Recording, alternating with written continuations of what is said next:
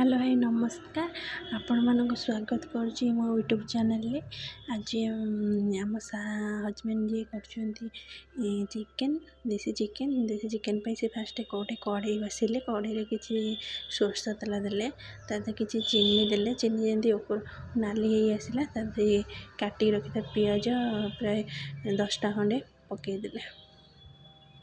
पियाज जरा हो पियाज को प्राय नाली है पर्यंत 5-10 मिनट भाजवा देखते भाजवा एपट सेपट करवा देखते पूरा हो गला पियाजटा एवं जो रखी अदा रसुण लंका 4टा आउ डालचीनी मसला टिके आ गुजराती बाटी देती पकईदेली पियाज सहित कषा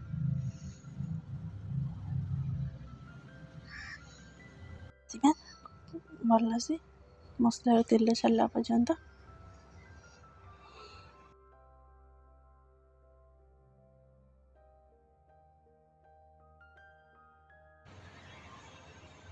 कषुचंदी से देखु प्राय कषा हो गला मसलाटा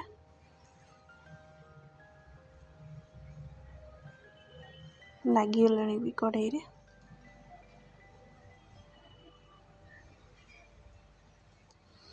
आम कौन कर चिकेनटा हल्दी आ लुण टिके गोल रखी देखो मसलाटा कषिगला एवं गोल रखी ए पकईदेलु जो देसी चिकेनटा ना बेसी समय कषा पड़ो आम बहुत छोट छोट पीस कर कषुचंती देखो चिकेनटा पकई सारा देखो टमाटो गोटे को चिपुड़ी दौरान से काटिकी पकानी चिपुड़ी सब रसटा चिकेन रे पशिले कहते भल लगे चिपुड़ी देले कषेले देसी चिकेनटा प्राय 30 मिनट खंडे कषा हम जिते कषा हम भल कषुचंदी देखु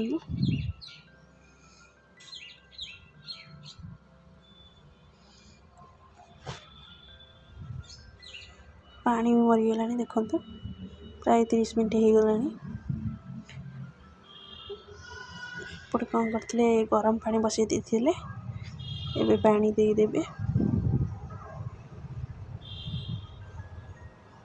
जी दरकार पानी आपड़ देवे झोल हिसाब से आ बहुत सीझे ना टाइम लगे टे बेसी पानी देते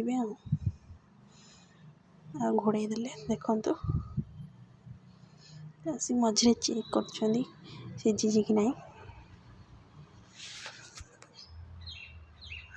सीझी नाला आउे छाड़देले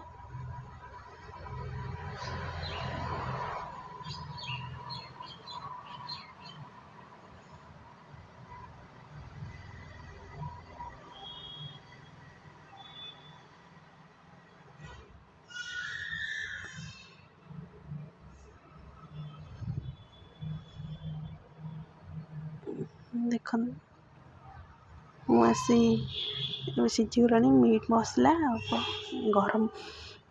मसला टिके पकईदेली मोर हो गला प्राय देखी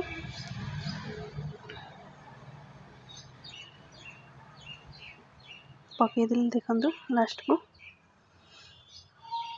गैसटा भी बंद करदे